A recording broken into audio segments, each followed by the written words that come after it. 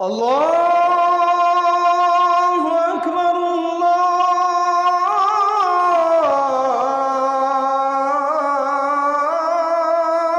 আকবার। মাথায় রাখবেন, নারী দুঃখ অনেক জলদি ভুলে যায়, নারী তার সুখও অনেক জলদি ভুলে যায়। নারী কাউকে খুব সহজেই ভালোবাসতে পারে, আবার খুব সহজেই ভুলতে পারে। এটা হচ্ছে উইমেন্স ন্যাচার। এটা তাদের স্বভাবের মধ্যে আল্লাহ ঢুকাই দিয়েছে।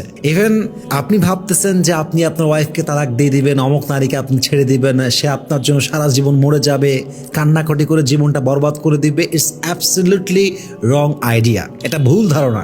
নারীদেরকে আল্লাহ তাআলা এমনভাবেই সৃষ্টি করেছেন, সে খুব সহজেই ভালোবাসতে পারে, খুব সহজেই আবেগে পড়তে পারে, আবার খুব সহজেই সেখান থেকে বের হয়ে আসতে পারে। কিন্তু পুরুষ কিন্তু এরকম নয়। পুরুষের আবেগটা মিথ্যা না, পুরুষের আবেগটা সস্তা না। নারীর আবেগ সস্তা আমি তা বলি নাই, বাট পুরুষের ব্যাপারটা একটু সেন্সিটিভ। পুরুষ সহজেই সব কিছু ভুলতে পারে না। পুরুষের অ্যাটাচমেন্টটা পুরুষ খুব সহজেই ওভারকাম করে উঠতে পারে না। আপনি পাবনায় জানতো দেখেন তো কয়টা নারী আর কয়টা পুরুষ আছে। আপনি বেশিরভাগ পুরুষ পাবেন যারা কোনো মানুষকে পছন্দ করেছিল, ভালোবেসেছিল, ধোঁকা খেয়ে আজকে মেন্টালি সিক হয়ে গেছে। ঠিক কিনা বলেন?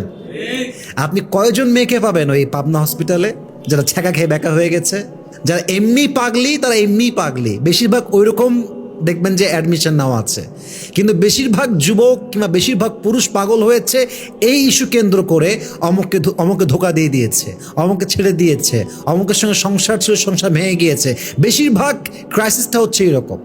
এটার ব্যাপারটা হচ্ছে এরকম যে পুরুষ আসলে তার মায়া, তার ভালোবাসা, তার আবেগ সহজে ভুলতে পারে না। কিন্তু নারীকে আল্লাহ সেই স্ট্রেংথ দিয়েছেন, সে পাওয়ার দিয়েছেন। নারী আবেগে পড়েও খুব সহজে, আবার বের হয়ে আসেও খুব সহজে।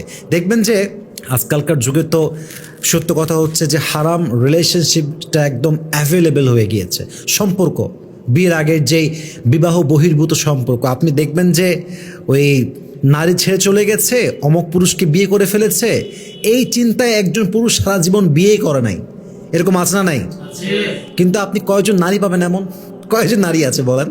ইভেন এমনও হয় যে পুরুষ বিয়ে করে 5 বছর 10 বছর পরে। আমি সব পুরুষকে এক পাল্লায় মাপছি না। I don't consider everyone equally. Everyone has different kind of personality. সবার ব্যক্তিত্ব একরকম নয়। সবাইকে আল্লাহ সুবহানাহু ওয়া তাআলা has created everyone in a different structure, in a different way.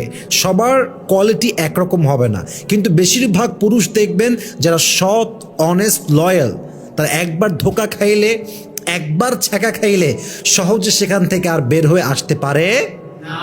অতএব আপনি যদি ভাবেন যে আপনি আপনার ওয়াইফকে তালাক দিয়ে দিবেন বা তাকে ছেড়ে দিবেন, আর সে সারা জীবন আপনার অপেক্ষায় থাকবে আর বলবে আমি আপনার অপেক্ষায় আছি, 5 বছর হয়ে গেছে, আমি অপেক্ষাতেই বসে আছি।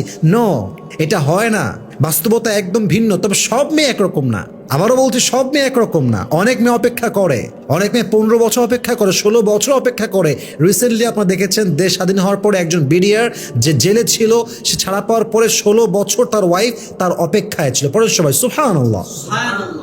এটাই হচ্ছে ভালোবাসা, এটাই হচ্ছে মায়া। কিন্তু এটা খুবই এক্সেপশনাল, খুবই রেয়ার, খুবই কম। বাট পুরুষের ভালোবাসাটা এতটা নর্মাল নয়, এতটা সস্তা নয়।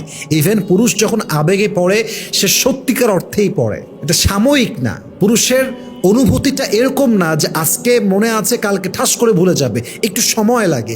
ভুলে যায়, মানুষের গুণটাই হচ্ছে ভুলে যাওয়া, কিন্তু একটু সময় লাগে। অতএব এটা মাথায় রাখবেন, আপনার ওয়াইফকে তালাক দিলে যে আপনার ওয়াইফ সারা জীবন আপনার জন্য কান্না করবে, পাগল হয়ে থাকবে, ব্যাপারটা কিন্তু এরকম নয়। আল্লাহ আমাদের সবাইকে বোঝার তৌফিক দান করুক। আমরা সকলে পড়ছি আমিন।